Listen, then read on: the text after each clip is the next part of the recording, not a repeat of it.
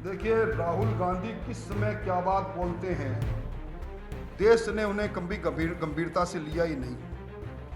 आपने इस बार वो मंजर देखा होगा लोकसभा के अंदर, जब तर्कों के आधार पर बार बार उन्हें कहा गया कि आप अपनी बात रखो, शोर शराबा करना और शोर शराबा करके बिना तथ्य के चलती लोकसभा में लोकसभा के बाहर जाकर कहना मुझे बोलने नहीं दिया जा रहा, ये इस प्रकार की बात को जनता जानती है। केंद्र सरकार ने डीजल और पेट्रोल पर एक्साइज ड्यूटी कम करके इस समस्या के समाधान की ओर, किराया किस प्रकार नियंत्रण में रहे, कंपनियां किस प्रकार डीजल और पेट्रोल की आपूर्ति करती रहे, इसके बारे में कदम उठाया है।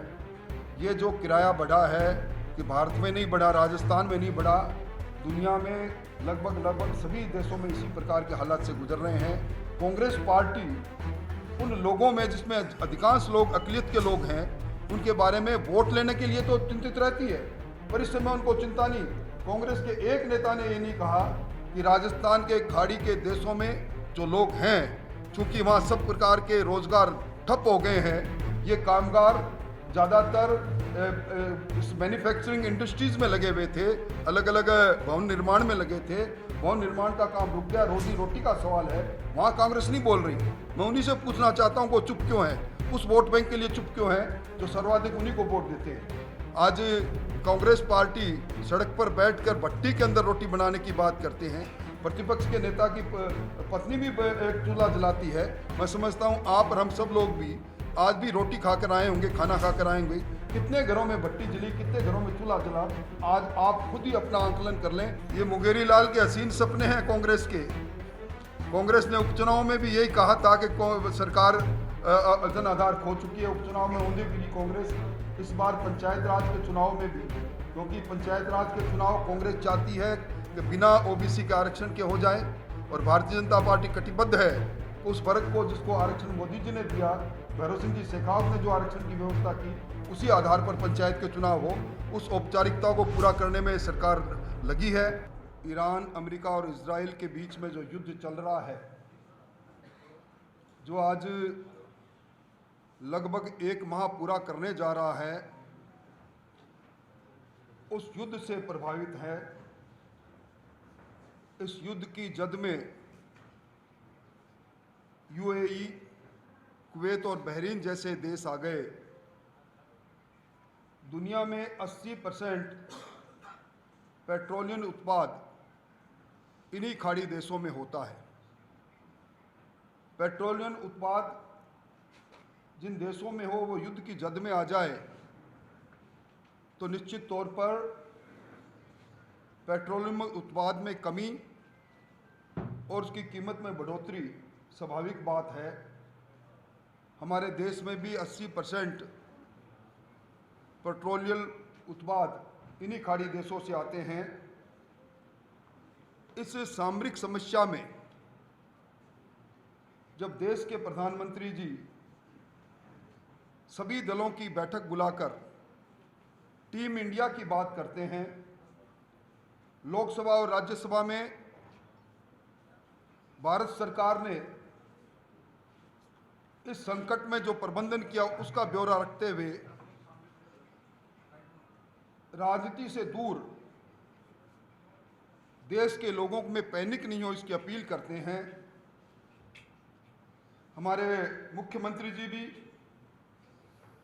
भजनलाल जी भी 26 मार्च को सर्वदलीय बैठक करते हैं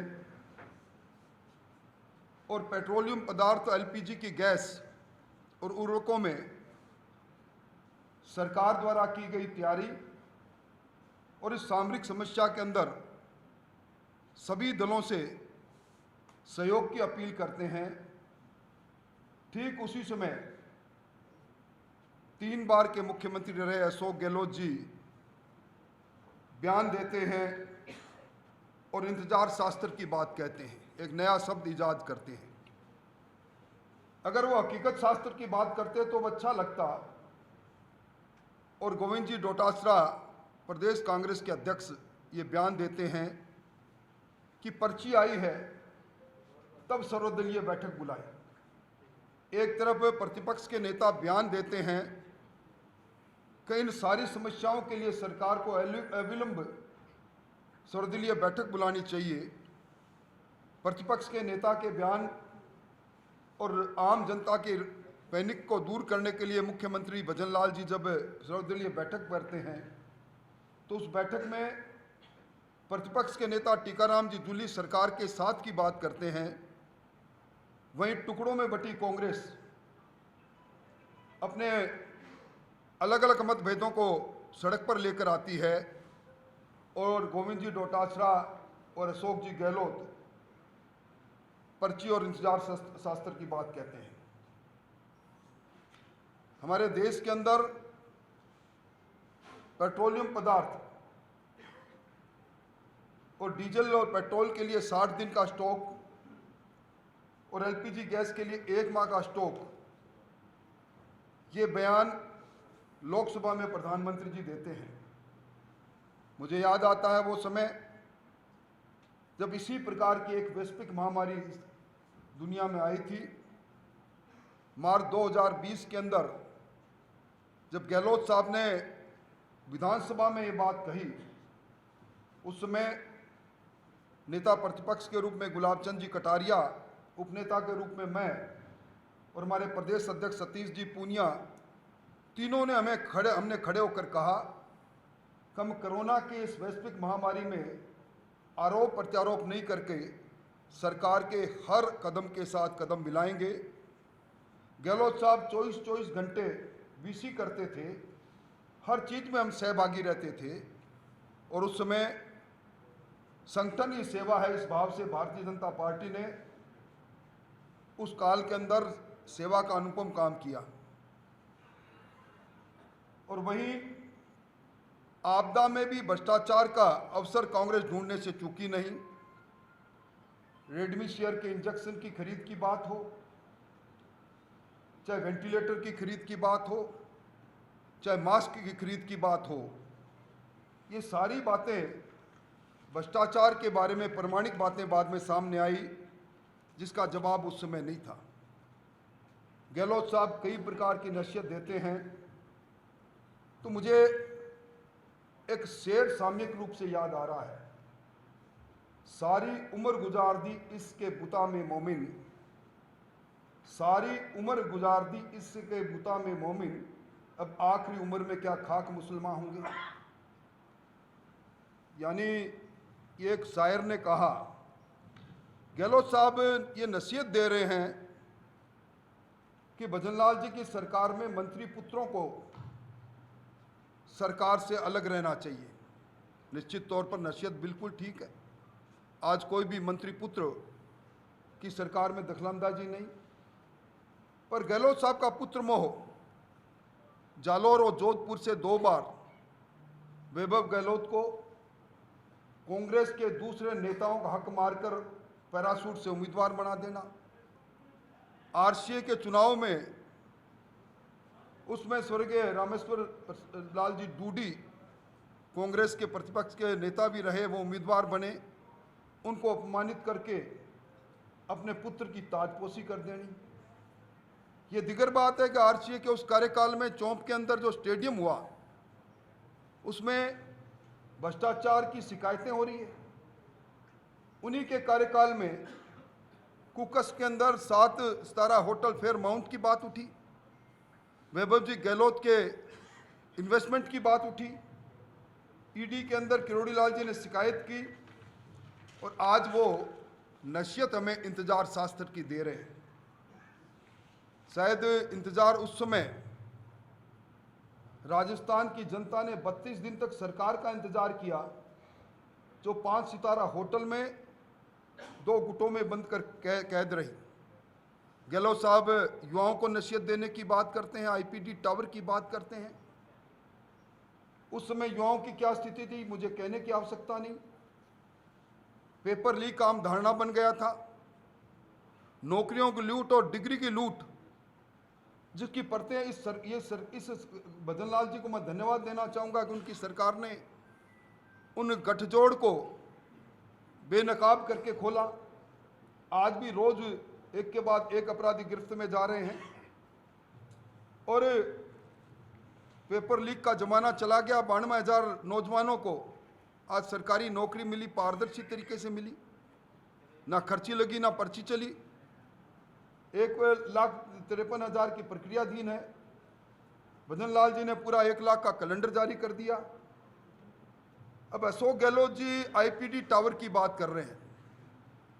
आईपीडी टावर में जब उन्होंने घोषणा की तो मैं उनसे पूछना चाहता हूं, आपने उसमें 50 करोड़ के टोकन बजट के साथ उसको प्रारंभ किया, पार्किंग की व्यवस्था नहीं, और बिना तैयारी के आपने आईपीडी टावर को बनाना प्रारंभ किया, और अब ये कह दिया कि 400 करोड़ का आईपीडी टावर बढ़कर 700 करोड़ हो गया। मैं समझता हूं 764 करोड़ हो गया। ये 26/7/2023 को सरकार के दस्तावेज ये कहते हैं कि उस समय भी 692 करोड़ आईपीडी टावर हो गया था, और शायद दृष्टिभ्रम भी है उनको, वो इंतजार शास्त्र के साथ दृष्टिभ्रम भी है उनको। 12 मंजिल बनी थी उस समय कांग्रेस के समय में, अब 23वीं मंजिल में काम चल रहा है, और जनवरी 27 तक सरकार कटिबद्ध है इस पूरे काम को पूरा करने के लिए।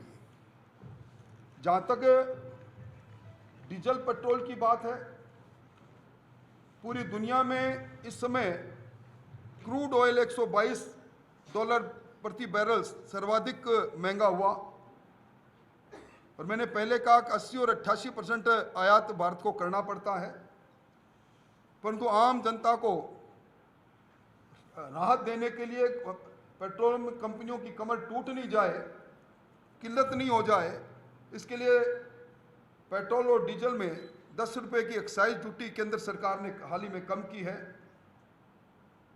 अब मैं इस पूरे में सरकार पर, केंद्र सरकार पर 1,75,000 लाख करोड़ का राजस्व की हानि प्रतिवर्ष में होगी, और तेल कंपनियों को प्रति लीटर 26 रुपये, डीजल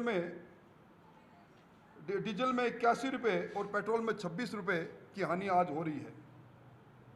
भारत सरकार ने भारत में निर्मित डीजल और पेट्रोल का निर्यात नहीं हो उसके लिए विंडफॉल टैक्स लगा दिया।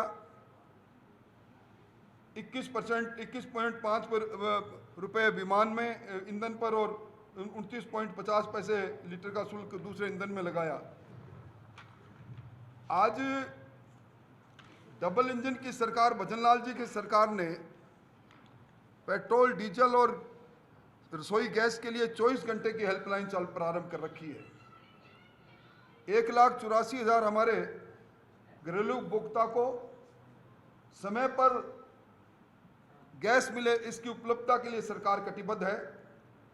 5 लाख नए कनेक्शन की तैयारी में है, और जमाखोरों के विरुद्ध में भी सरकार ने कारगर कदम उठाए हैं। ऐसे समय में सरकार के उठाए गए कदमों में अगर कांग्रेस सहयोग करती और कहती कि पैनिक नहीं है, जनता में कुछ संदेश देते, तो बात बहुत अच्छी लगती। गहलोत साहब मेडिकल कॉलेज की बड़ी बात कर रहे हैं। ये सबको मालूम है कि 2016 तक राजस्थान में सिर्फ 8 मेडिकल कॉलेज थे। मोदी जी ने, दुनिया के सबसे लोकप्रिय नेता ने नीति बनाई, हर जिले के अंदर मेडिकल कॉलेज हो, और 23 नए मेडिकल कॉलेज खुले। अब उसके अंदर भी वो अपनी वाहवाही कर रहे हैं। आरजीएचएस के अंदर घोटाले की बात कर रहे हैं। शायद वो भूल गए कि उनके कार्यकाल में बिना इलाज के, बिना फर्जी आधार पर क्लेम उठे, एमआरआई और महंगी दवाइयाँ के जरिए एक नया मॉडल हेल्थ में प्रारंभ किया गया लूट का। इस सरकार के समय में इस प्रकार की शिकायतें आई तो सरकार ने डॉक्टरों से लेकर मेडिकल कॉलेजों के विरुद्ध, मेडिकल स्टोरों के विरुद्ध कारगर कदम उठाई, एफआईआर भी दर्ज कराई। और आज कुछ आंकड़े जो हकीकत को बयां करते हैं, भजनलाल जी के नेतृत्व में राजस्थान की प्रगति के लिए जो सबसे बड़ा सूचांक है राजस्थान का कि जीएसडीपी वो 21,52,100 करोड़ रुपये पहुंच गई, जो कांग्रेस के 23-24 से 41% से ज़्यादा अधिक है। यानी ये प्रगति ये दिखा रही है कि राजस्थान भजन लाल जी के नेतृत्व में चहुं और अपनी अर्थव्यवस्था को मजबूत करते विकास के रास्ते पर है। प्रति व्यक्ति आय भी जो कांग्रेस के समय में 1,67,000 थी वो 2,02,000 हो गई। और इसी तरह कैपिटल एक्सपेंडिचर जिसमें सर्वाधिक आधारभूत संरचनाएं बनती है, कांग्रेस से 26,000 करोड़ ज़्यादा 53,000 करोड़ का इस सरकार ने किया है। मैं समझता हूं कि भजन लाल जी के नेतृत्व में नीतिगत आधार पर जो निर्णय लेने का सिलसिला प्रारंभ हुआ है, एक के बाद एक 19 नीतियां बनी है। नीतियां वही सरकार बनाती है जो डिस्क्रिशन को कम से कम इस्तेमाल करना चाहती है। कांग्रेस में लूट और झूठ का शासन किसी से छुपा हुआ नहीं, और निश्चित तौर पर अब कांग्रेस ने अपने समय में जो बजटीय घोषणाएं की थी 4,148, उसमें से मात्र 2,208 घोषणाएं इनकी पूरी हुई। बजट घोषणाएं अधर में लटकी रही। हर जिले के अंदर पत्थर आज कांग्रेस की उस बिना बजट की और बिना किसी वित्तीय स्वीकृति के कहानी के और वोट की फसल काटने के लिए किए गए कुकर्म की कहानी कह रहे हैं। आज जल जीवन मिशन के अंदर जो भारत सरकार ने अभी 2 साल के लिए और बढ़ाया है, उसके लिए सरकार कांग्रेस धन्यवाद देती तो ठीक, पर धन्यवाद इसलिए नहीं दे सकती कि आज जल जीवन मिशन के भ्रष्टाचार की कहानियां आप आम जन में है। तो मैं ये कह सकता हूं कि ये समय ऐसा समय है जब राजनीति चश्मे से हर एक चीज़ को नहीं देखकर पारदर्शी तरीके से ऐसे संकट के समय में कांग्रेस की ओछी राजनीति, और उसी का परिणाम है कि कांग्रेस के हर प्रदर्शन में जो कांग्रेस ने जिला मुख्यालय पर किया हो, राजस्थान की राजधानी में किया हो, वो 3 अंकों तक भी लोगों को नहीं पहुंचा पाए। लोग उनके साथ है नहीं। कांग्रेस टुकड़ों में बटी है। कांग्रेस के पास मुद्दे नहीं हैं, और बिना मुद्दे के भ्रष्टाचार में लिप्त कांग्रेस आज एक उंगली सामने कर रही है तो 4 उंगलियां उनकी तरफ अपने आप मुड़ रही है। मोटे तौर पर मैं ये कह सकता हूं कि इस सामरिक समस्या के अंदर भजन लाल जी की सरकार मजबूती से राजस्थान के आवाम के साथ खड़ी है। राजस्थान के हर समस्या के समाधान और तकलीफ के लिए 24 घंटे हेल्पलाइन के जरिए समस्या की जानकारी लेकर उसका निराकरण करने का कर्तव्य संकल्पबद्ध है। मोटे तौर पर मुझे इंतजार शास्त्र और पर्ची के बारे में जो जिस प्रकार के अच्छे बयान दिए गए उनके बारे में कहना था, और जो नसीहत देते हैं वो ज़रा अपने गिरेबान में खुद देख लेते तो इस प्रकार की नसीहत देने से पहले देखते।